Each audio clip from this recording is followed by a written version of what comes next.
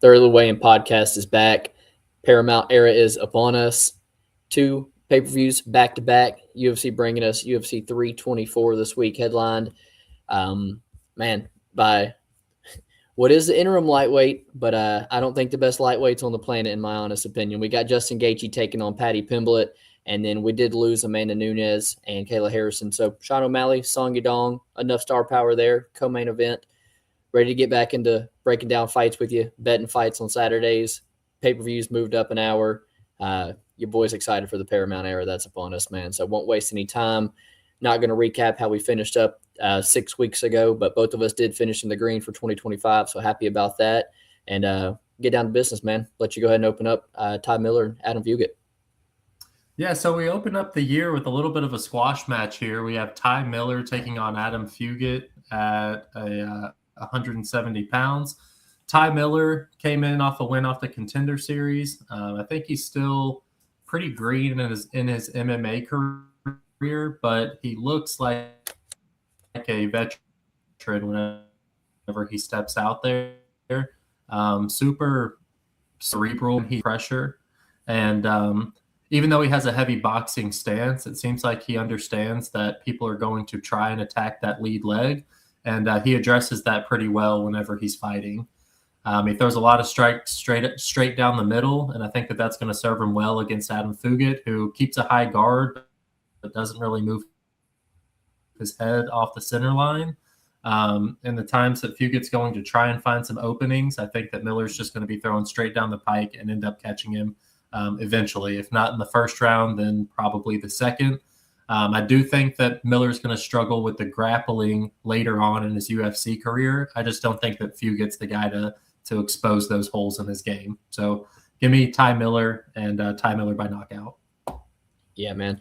See this like pretty much the same way on the Fugitt side. I do want to give the guy his props because one of the tougher UFC runs of anybody. The UFC's not kind to him. No easy matchups for him, and he's a pretty well-rounded individual. Doesn't do anything great, but decent cardio, solid grappling. Decent striker. I just does nothing good. I don't know really how he exploits Ty Miller here, especially in the grappling, which would be his easiest path here. Because man, on the feet, I think Ty Miller's just too much. Dude's long. Dude's a very intelligent boxer. I think he's getting better. He's not afraid to go to decision. We've seen the cardio. So, a lot of times you see these 6-0 guys coming into UFC with 6 first-round finishes, and the cardio is a question mark. We've seen this guy go 3 rounds. We've seen him, honestly, not take risk, be happy with just a win. And that's intelligence. That's high fight IQ for someone who's only 6 fights into his career. So it's things that I like to see, man. I told you, I think the ceiling's pretty high for Ty Miller. I think the jab going to be home for him all day. Sneaky right hand. I think he's probably going to hurt Adam in round 1, but I don't think he's going to finish him. I think Ty Miller's more one of these attritional guys who just kind of wears on you with the strikes and things with the volume. So I think I see him hurting Fugitt early, but ultimately I think the finish is going to come in round 2, more of an attritional beatdown. On the Ty Miller side, deserving of a pretty decent-sized favorite in my eyes. Moving on up to 135, Ricky Turcios taking on Cameron Smotherman. Worst fight on the card by a mile in my eyes. Zero interest in really ever playing Ricky Turcios anymore. The guy doesn't really care to win, honestly. He doesn't ever put the foot on the gas, doesn't force any action, doesn't have much power on the feet whatsoever. Decent gas tank, decent scrambler, maybe he can find the back at times, but I just don't think he's that good. He wins tough, and we've seen zero improvements from the guy whatsoever. On the Smotherman side, nothing to write home about whatsoever, but I do think he's making improvements in his fights in the UFC. I think he's fought a pretty good, slate of guys. Ricky Simone in your first couple of UFC fights, even Jake Hadley in your debut. That's tough, tough fights. That's guys who have multiple UFC fights underneath their belt. And so I like the Smotherman side, man. I think he's faster, the better athlete, clearly the better striker here. And I think Turcio is, if he can't land takedowns, which he's not the best wrestler, if he just can't find a scramble and win minutes to the back, I feel like Smotherman wins most minutes here on the feet. So Smotherman decision, pretty much how I see this one going. Yeah, I think Ricky's going to struggle to gain respect from Cameron Smotherman. All right. Smotherman, I do think that he has a lot more of the finishing equity. I think he's going to win moments. And I think mentality-wise, he still thinks that he has a shot in the UFC, where Ricky, he's been pretty open about it in his past that he's not really all in on fighting at this point in his career, and you can tell by his performances. So, even though I think Turcios, maybe a few years ago, even now, I think he's probably the more technical fighter. I don't think that he's going to be able to put together a game plan that's going to be able to beat Cameron Smotherman. And I think that ultimately Smotherman is just a little bit more athletic, wants it a little bit more, and will ultimately get the win here on Saturday. He might even find a knockout if Ricky's looking for a way out, but I do think that Smotherman takes this pretty easily. Moving on to the heavyweight division, we have Josh Hokit taking on Denzel Freeman. I don't know, man. This is Freeman in his debut, pretty much a nothing burger. He did enough to get the win, but it was not a fun fight to watch by any means. I think, generally speaking, he has a pretty measured approach, and I think that Josh Hokit is not the guy that gives you opportunities to really settle in. He usually gets his work done early. He's a great wrestler himself. American wrestler, shoots the power double, throws some pretty devastating shots when it is on the feet. And I think he has the ability to win the fight, especially early. And then even down the stretch, I think that he has the ability to win some moments, which will be enough in the judges' eyes. Denzel Freeman, if the fight extends, I think that he has the Greco-Roman background to be able to win some of those, grindy exchanges, maybe up against the fence. But ultimately, I don't think it'll be enough to get the nod for the second round, especially. I think Hokit comes out here and pulls out a really close decision, 29-28. Might not even be deserving, but I think it'll be pretty clear who the UFC wants to push as a contender in the heavyweight division. So give me Josh Hokit for Saturday by decision. Not really happy about it, but I do think that he gets the nod. Yeah, what was that line you said? Plus 310 for Hokit decision. Minus 230 to plus 310. You got an over minus 200 or whatever it is. Yeah, so I like that. This is a fight, man, that I've been back and forth all week, man. Hokit is one of the brighter heavyweight prospects. I get it. Dude's a fantastic athlete, like collegiate wrestler, football experience, I believe. Good on the mic as well, which the UFC likes. I think the ceiling is high. I see a guy who's untested. I see a guy who's never had the cardio really tested, who's never faced any type of adversity, who's never faced a guy who can go out there and put him on his back.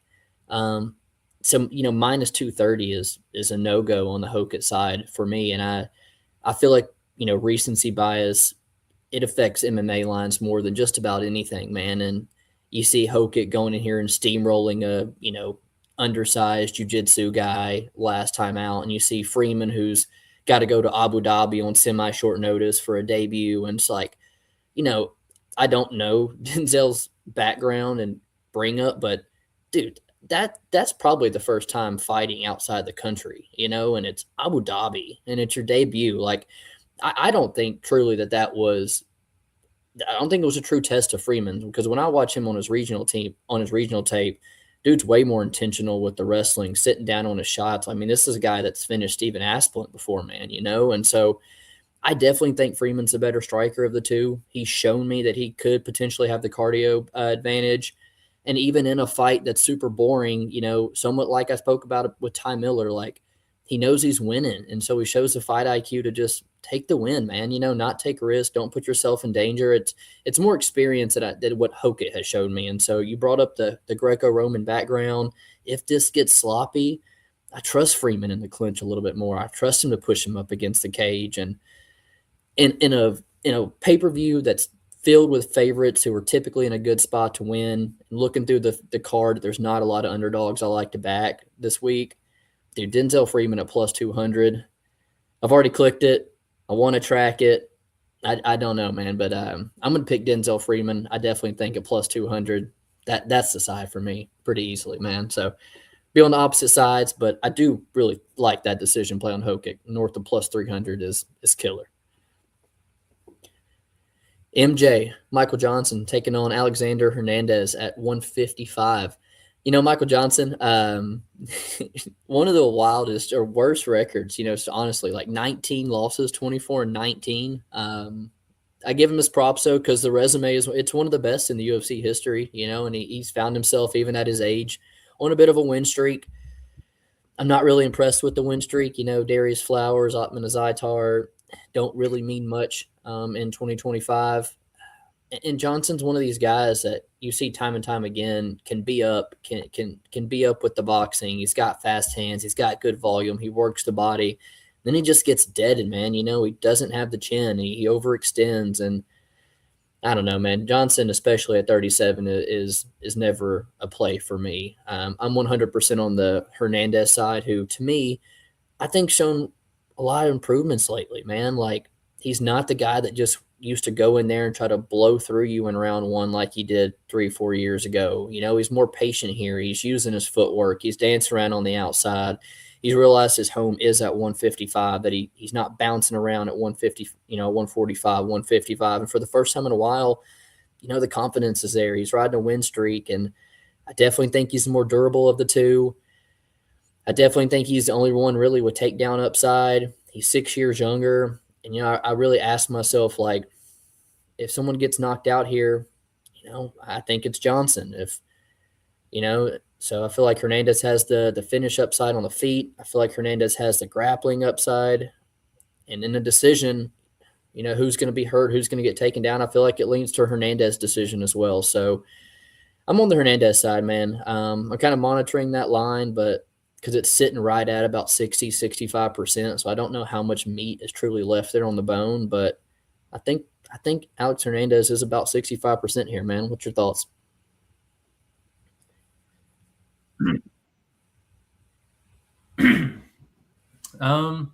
Yeah, I'm going to kind of push back just a little bit. You talked about you're not too, impressed with Michael Johnson's win streak. I kind of feel the same for Alexander Hernandez, man. He's got the split decision over Hubbard, a win over Kurt Holloway, Chase Hooper he knocks out, and Diego Ferreira. None of those guys are strikers, and so I do think that Michael Johnson at least offers a different look than he's seen in the past 2 years. And for whatever reason, man, I just feel like Hernandez is kind of due to drop one, It does seem like Michael Johnson is kind of embracing this gatekeeper, esque moment in his career, kind of embracing his Neil Magny moment. And I feel like, there's a possibility that he kind of catches Alexander Hernandez off guard and never really lets him settle in. There's always a possibility that Michael Johnson does his normal thing and wins until he loses. So I'm not throwing that out there, but at the same time, I do think that there's a decent chance that Michael Johnson comes out here and just kind of puts it on him, at least for a couple of rounds, and survives, in the tricky moments survives, but outside of that kind of puts it on him and ends up getting the nod on the judges' scorecards as well. I think this fight's a little bit closer than the line, and for that reason, I'm not betting it. But gun to my head, I would still pick Hernandez. I just think where he's at in his career, his athleticism, and I guess durability, it just seems like he's a little bit more measured in his approach going out there. I think that he should get the win. But I'm not betting him. I'm not betting him, and I really do think there's a possibility that Michael Johnson comes out here and kind of shows us he's still got some left in the tank.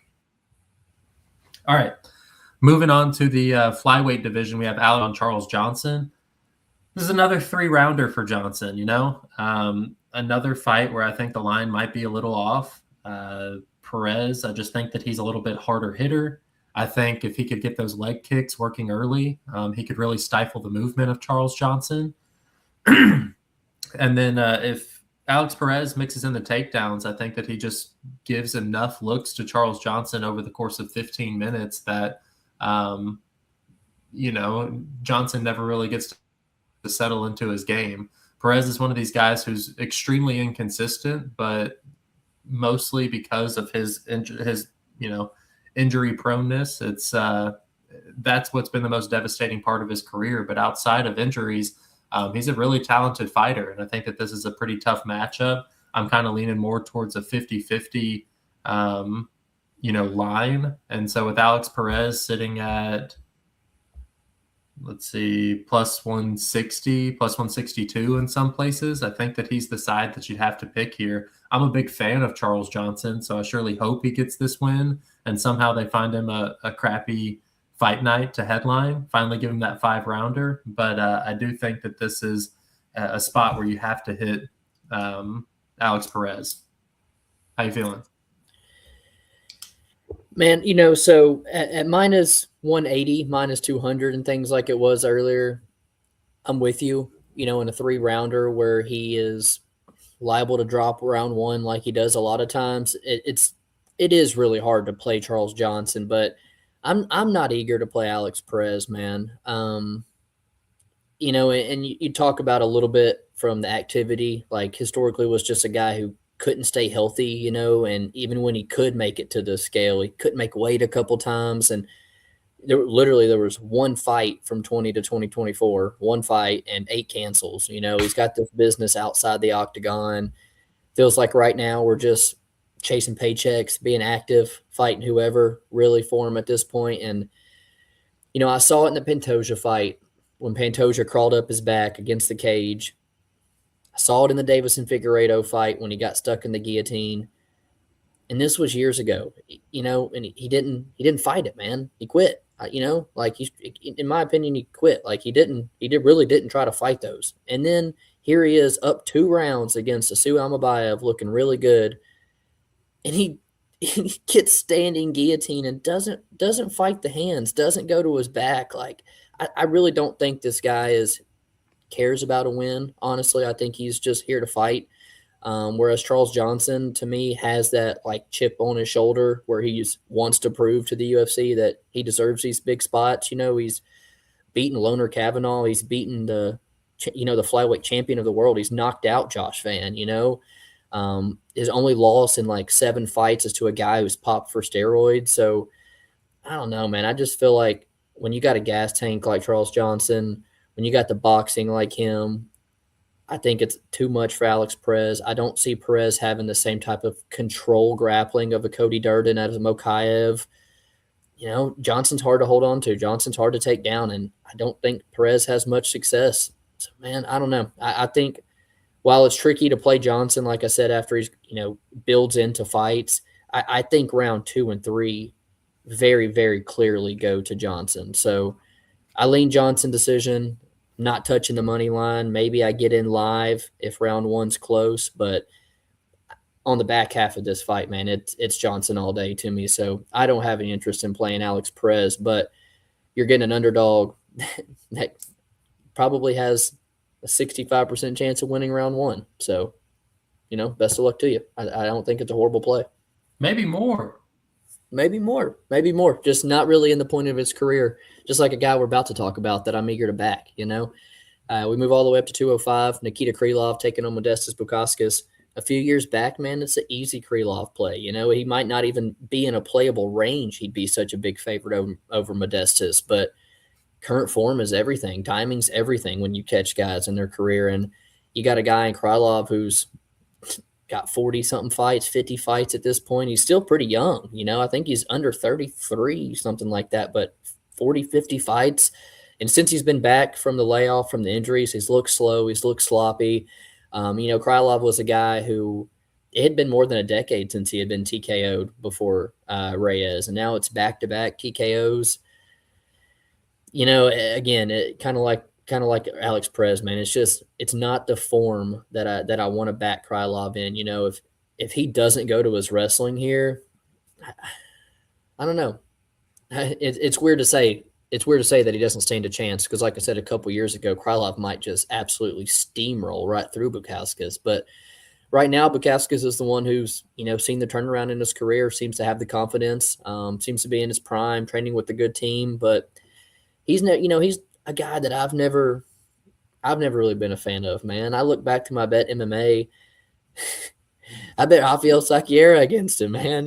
So like that's my thoughts on Modestas, and even on this win streak here, you can critique it a little bit, and might be biased here because I bet Ion Cutelaba, but he might have lost that one back, man. I watched that fight back this week, and dude, that's 50-50 fight, and he given up takedowns. And so if Krylov is going to come in here and wrestle, I did want to play Bukauskas because of Krylov's form. I think Bukauskas in his confidence, he could land on Krylov, and Krylov just might not have the chin anymore. But I think there was a world a couple years ago where Krylov just runs right through Bukauskas and is just heads and shoulders better than Bukauskas will ever be. And so, I just don't know, man. So I know Bukauskas or Krylov seen a lot of love this week on the betting line, and Bukauskas is in a playable range, and I'm going to lean that side.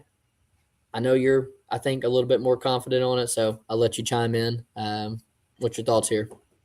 Not too much more confident. I will say Modestas won the Ion Cutelaba fight. We were on opposite sides there. I like the Modestas side. I don't know. Modestas, I just think that his timing is going to be the difference maker here. Krylov seems to be a little chaotic, trying to find his range and really settle into a fight. And I think Modestas does a good job of staying patient, staying on the outside, using his speed and timing and his length to probably get the win on the judges' scorecards here. If not, find the knockout shot. Krylov, I will agree that I feel like it seems like since coming back from injury, these last two performances, he's definitely underperformed. Where on the flip side, Modestas has overperformed in his last few fights. But you touched on it. Timing is everything, and I do think that it's Modestas' time to shine. I'm not sure that he comes out here and straight up starches Krylov, but I do think that he has all the weapons in his arsenal to be able to negate the aspects of MMA that Krylov could have won in back in the day. So give me Modestas here. Modestas by, I don't know, Modestas by decision. And not a fight that I'm looking to get involved in particularly, to be honest with you. Moving on to, let's see. Atiba Gautier versus Andre Pulyaev. I don't know, dude. Gautier is just super athletic. It's going to take somebody with deep technical arsenal to be able to kind of negate just the sheer athleticism coming from the Atiba side. Pulyaev, he's got some tricky kicks that he could throw and maybe kind of possibly catch Atiba off guard, earn some respect early. But ultimately, I think that Atiba is just going to say screw it at some point and just kind of go at him and find the knockout. Doesn't have to be super technical, and this just isn't a high enough caliber opponent in Pulyaev to drag this too far out. I do think he's tough though, so even though he might not be testing Atiba, the fight might go over the 1.5. So I don't really know how to approach this fight. I think that Atiba gets it done though. I definitely don't see him losing this fight to Pulyaev. Yeah, dude, I think Atiba's seriously one of the best prospects UFC has, regardless of weight class. Honestly, like we've seen in a long time. They don't make them like him, dude. Like physical specimen, like enormous middleweight. I don't remember who it was. Maybe it was Sean Strickland he was standing next to training. It was just like, good God, dude. And he was only 23, 23. I don't really know, but Fair. Yeah. Right. But going to make massive improvements at this age between fights, man. And I get the Francis Ngannou comparison. Dude hits like a truck, but this guy is like a legit kickboxer. He knows what he's doing at kickboxing range and things. Like even on the regional scene, you see the duck, throw the high kick. Like he sells it, man. He feints good, everything. And, I think it's going to be someone who's able to test that defensive grappling and test that cardio that's unproven. To be the one to beat him. And I just don't see that with Pulyaev. I do think Puliev's his hardest fight to date, and it's going to be the hardest striker, most intelligent striker that Atiba stood across from. But I don't think he has anything to deter Gautier from coming forward. I think he throws a lot of kicks, which Atiba's going to be able to negate with the forward pressure. I've seen Pulyaev give up space and back against the cage, and if he does that, Atiba's just going to unload on him. So I do think it hits the under 1.5, which I parlayed at minus 220 because I think that should be 70%. I think it should be minus 300. So I think there's value on the under 1.5, and I think Atiba puts him away in round 1, man. Prelim main event, I do believe this is Umar Nurmagomedov taking on Deiveson Figueiredo. Short breakdown, dude. I don't really know where Deiveson's better, if anywhere. Honestly, I don't even really know where he can compete. I think Umar's a better striker at range. I think he's a far better grappler. He's got better cardio, and I think he's going to find the back and maybe submit Figueiredo. Figueiredo's done more at 135 than I honestly thought he would ever do, and to see him lean on the grappling at 135, coming up from 125 is even a little bit more surprising to me, being able to do that. But again, I just kind of think he's outclassed everywhere. If he's not finished, I wouldn't be surprised if there's maybe a 30-26 in here with just, a 10-8 of dominant grappling control. I've spent too much time on it already. Umar's the minus 1,500 for a reason. I think that there's a world where Figgy can get something done early, but outside of that first 2.5 minutes, I do think it's going to be all Umar. Once Umar really starts mixing in all of his game, I think Figgy's going to look like a fish out of water. It's tough to sell me on a minus 1,600 for anybody in the UFC, and especially against a former champion.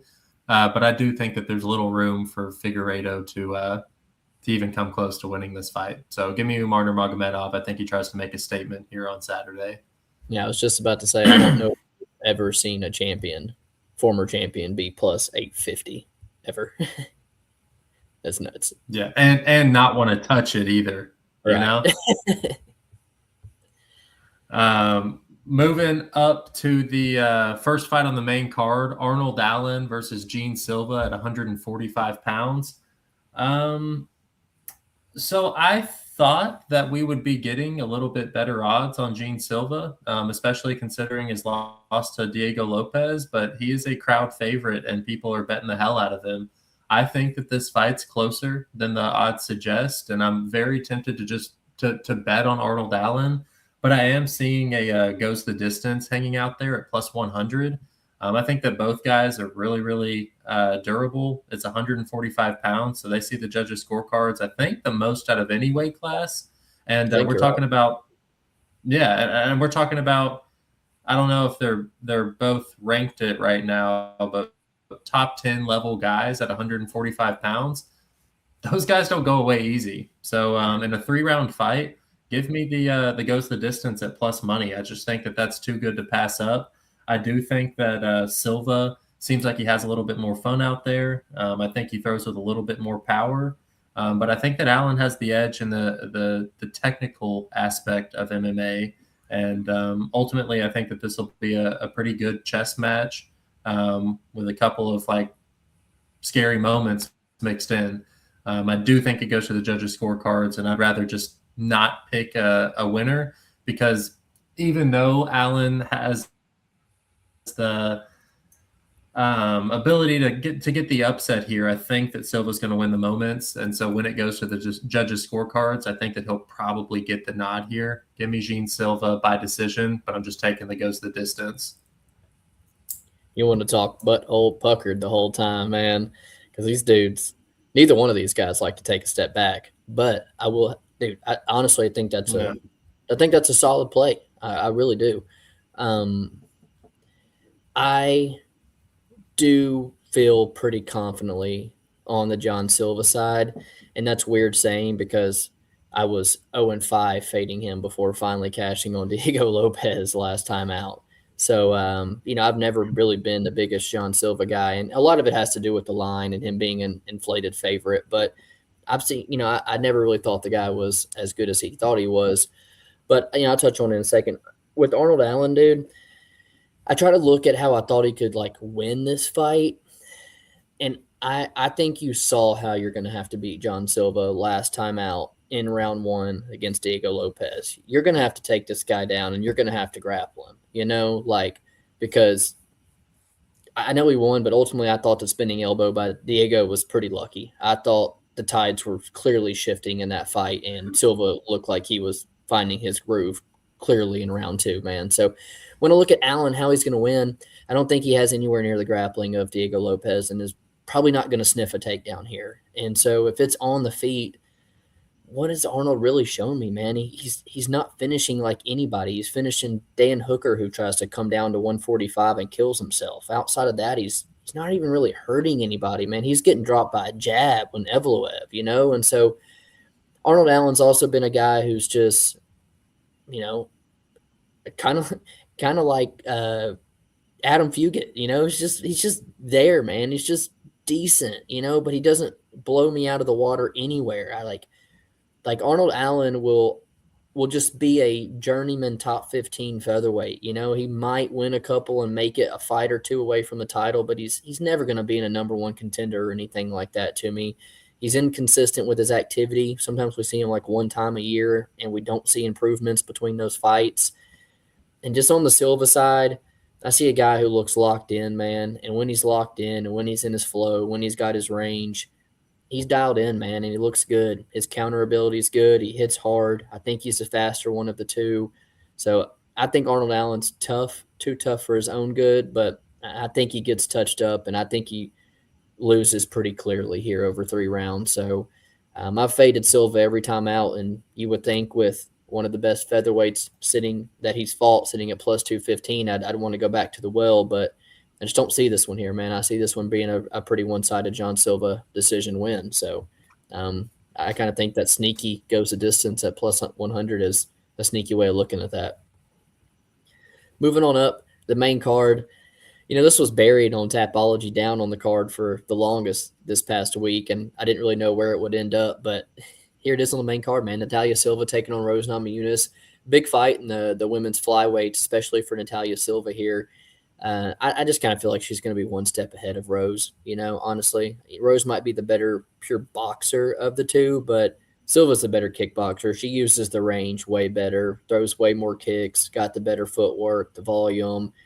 Rose was the former strawweight, but I think the speed's comparable, man. Natalia Silva's, her speed looks good, man, and she knows how to use that karate style, bouncing that front leg to push kick, and then when I've seen you out grapple Jasmine Jastovicius, a big 125er, like I'm not really worried about Rose's grappling here. So Rose's best chance is just maybe making it close. But I don't think she's a better fighter pretty much anywhere here. I feel like the girls' careers are going in 2 different directions, and that's why Rose is at 125, not wanting to cut the weight for 115 and stuff anymore. I think she's on the tail end, man. So I like Natalia Silva, and I think she's ceilings, I don't know. I think the sky's the limit for her, man. So I like Natalia Silva here by decision.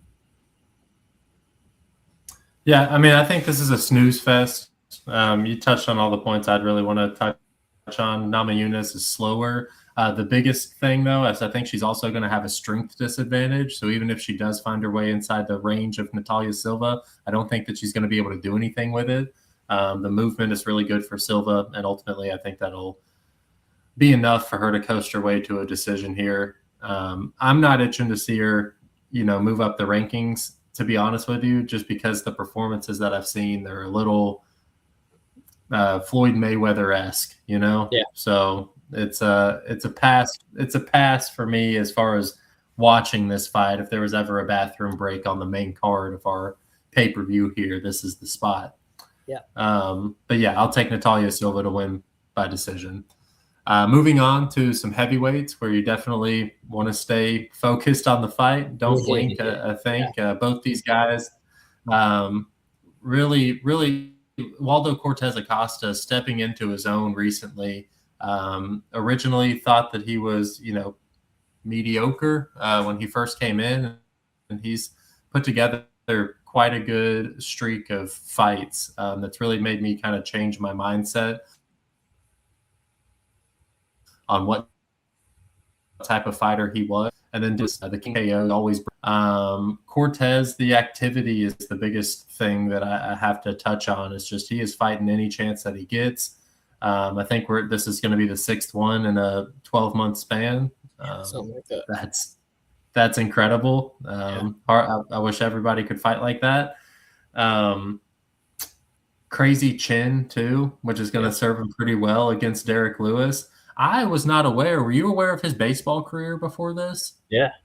I didn't know that. Cincinnati Reds minor league and was throwing up at 100 miles an hour. I didn't know that. So he's a stud. I mean, I wouldn't have guessed it by his physique now, but he's obviously an athletic stud. So I'm kind of curious to see where Waldo Cortes-Acosta's career goes from here. I do think that he finds the win here on Saturday. Probably some hairy moments early, but I think that he can just outlast Derek Lewis and ultimately kind of melt him down the stretch. I kind of see like a round 3, maybe late round 2 knockout for Waldo Cortes-Acosta here. How you feeling? Yeah.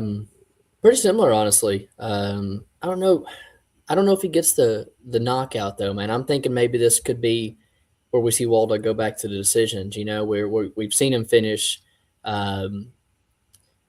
dude after the eye poke. Then we see him finish Gaethje. So it's like, I don't know. I feel like we're kind of due for that Waldo back to decision bit, and it's like he really has to mind his P's and Q's with the power here too. This is more of like a fade on Derek Lewis. I think Derek Lewis, if he doesn't get out early, he's looking for that way out. Not that Waldo has got the finishing power. You know what I'm saying? Right. So I was aware of the baseball career and things. I didn't know that's why he got a late start to MMA. And, you see these heavyweights be able to fight late into their age, kind of just being a heavyweight and being able to get by with it. And so, this guy doesn't have all these miles of all these other heavyweights. So, he's still young even at his age, man. And these heavyweights don't have to cut weight. So he's able to fight more frequently. The body's not getting damaged. And just right now, man, he's confidence at an all-time high, man. Motivation, everything. He knows he's a couple fights away from fighting for a title, and I think footwork here is night and day. This guy could literally do salsa dances around Derek Lewis. So the boxing's clearly better. He throws in combination, and Lewis needs no introduction, man. He's the KO king. It's pretty crazy to look at Derek Lewis and think that, or to know that he's got the most knockouts in UFC history, because he's as one-dimensional as they get, man. Has really never developed anything but an overhand right, and it's just made it work. And to see Cortes-Acosta take the shot to Pavlovich, you wonder if he is going to be able to eat a couple of these Derek Lewis ones. And so I don't know, man. I'm clearly on the Acosta side, but when you kind of back away and play the game, and Derek Lewis is just not the one to play the game with. So Acosta's the pick, but first pay-per-view on Paramount. I know who the UFC wants here, man. They've got Derek Lewis, Sugar Sean, and Patty Pimblett on this pay-per-view for a reason, So I'm kind of cheering for Derek Lewis ultimately, but I do think he's outclassed at this point. And honestly, minus 330, 65%, honestly, it feels about right. Maybe not a lot of meat left on that bone, value-wise, but I feel like the line's kind of correct. So I'll take Sean O'Malley versus Song Yadong in our co-main. This one's I don't know, man, because I feel like O'Malley, we've seen him talk retirement.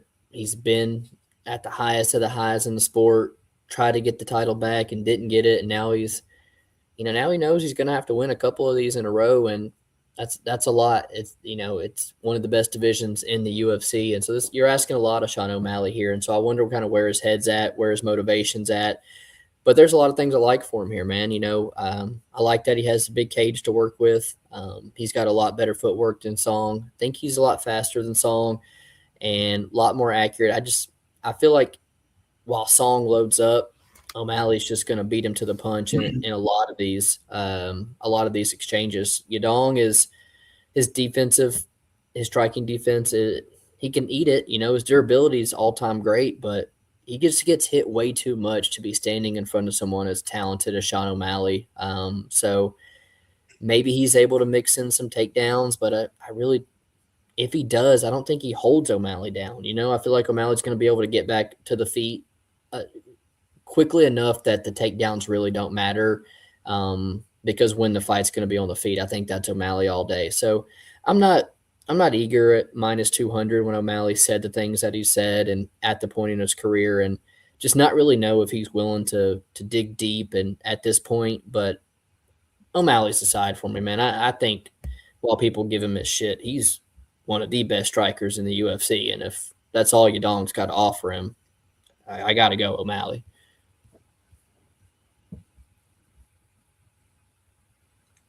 I mean, it might be a solid spot to hit O'Malley, dude, because I mean, for all the reasons that you just said, in a 3-round fight, I think he styles on Yadong, at least enough to get the nod, and it's setting up a super fight between him and Petr Yan. He wants that fight back. I mean, I think the UFC is going to do everything in their power to give him that rematch and kind of solidify Petr Yan as the champion. You know, I know that he just dethroned Merab Dvalishvili, but get revenge on Sean O'Malley, who carries that name value. I think the UFC would do everything in their power to move him forward into this fight and get him a title shot after this. And for minus 200, I do feel like it's an absolute steal. Sure, Yadong has some, solid qualities about him, the durability, the strength, but I do think that he's going to ultimately be chasing Sean O'Malley around the ring for 15 minutes. And he's just a little bit too small. Maybe over a 5-rounder, I'd be considering taking Yadong. But for 15 minutes, this has got Sean O'Malley written all over it, in my opinion. So minus 200 might look like an absolute steal, dude. So, I'm on the Sean O'Malley side. Maybe I can convince you 2 units to win 1. I don't know. Yeah. I think it's one of the easiest bets of the year, to be honest with you. Just how this is supposed to play out. I know that can be tricky when we're talking MMA, but this one seems pretty clear cut that if it's even close, the purple-haired dude's going to get the nod. Right. Moving on to the main event, it's not a vacant belt, but it's the interim lightweight title between Justin Gaethje and Paddy Pimblett. I think that Gaethje has the cleaner boxing and the better leg kicking, but I do think that there's a world where Pimblett even wins the striking here. I think everybody's pretty clear that Pimblett is the better grappler, but I'm even going as far as I think that he might win more of the stand-up moments here before it winds up on the ground. I think that Pimblett has a better chin than Gaethje. The only thing that I think that's swinging in Gaethje's favor is that he has better cardio. Obviously, he has pretty good defensive wrestling as well, but Pimblett's good at finding unorthodox ways of getting the fight to the mat. So I don't think that he needs legitimate wrestling to get the fight where he wants it. I do lead Pimblett here. I think that it's just his time. The UFC has done a really good job of matching him up at the appropriate times with fighters that will progress him through the rankings. And this just seems like another clear-cut way to find Pimblett a title without ever having to fight the top guys. So, give me Pimblett here. I think that he could, as silly as it sounds, land that question mark kick, one of them high kicks that he's been trying to land for a while now in the UFC on Gaethje. Give me Pimblett. Give me Pimblett by knockout. A little bit different than what people are saying online. So, yeah, I mentioned it when I was in the intro. Just it feels weird, man, seeing these guys fight for, to get a belt wrapped around their waist, because they're not maybe even top 5 lightweights to me, like Ilya's there, so he's a champ, so I'm not going to count him, but Arman Tsarukyan wipes the floor with both of these guys.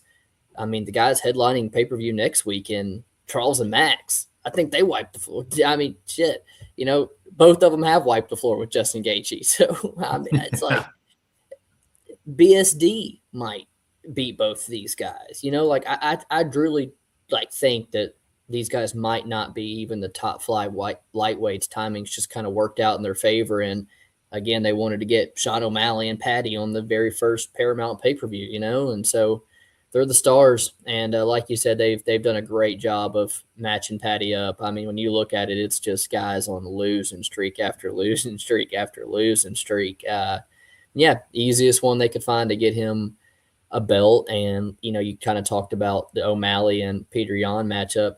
Dude, they want Patty to win this. They want Patty and Ilya so bad. Like, that fight is massive, you know. But to get into this one, man, you know, this is Gaethje's second shot at an interim belt.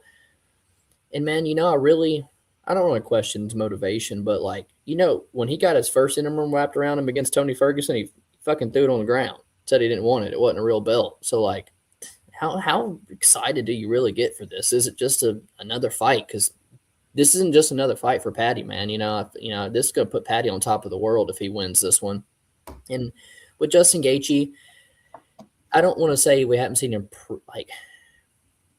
I would just say I don't think we've seen really any improvements out of Justin Gaethje in the UFC period. You know, I think since teaming up with Whitman, we've seen more patience to his game, but I don't really think Justin Gaethje's ever going out there and showing me anything different from fight to fight that makes me think he's getting better as a fighter. If anything, looks like he's less durable to me. That's the one thing that I think I can take away from some of his last couple fights is that he's not looking as good as he used to be. And Patty, again, matchups have been generous, but every single fight, I think this dude looks good and looks better. And I know it's Michael Chandler, but that was a fucking beat down and a half. Like, we hadn't seen really anybody ever do that to Michael Chandler.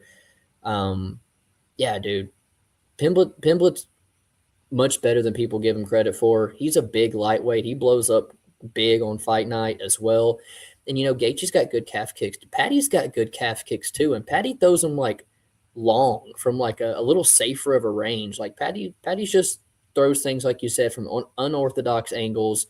I think he could probably win the striking here as well. And, you know, I think while I think Patty does get the sub, I think it's a club and sub, man. You see Khabib hurts Gaethje, locks up the triangle. Charles drops him, gets the rear naked choke. Like, I think Patty is going to take advantage of the waning durability, hurt him with the shot, and I think he's going to guillotine him, you know? So I like club and sub. I like Patty somewhere round 2, round 3, round 4, but I like violence. My only play of this card so far is the under 1.5 in the Atiba fight, parlayed with the under 4.5 here for even money. So chasing violence there. And yeah, you think Patty gets a knockout. I think Patty gets the sub, but both of us are on a Patty finish here. And it's weird to going to see Patty as the lightweight champion, but I think that's what we see on Saturday, man.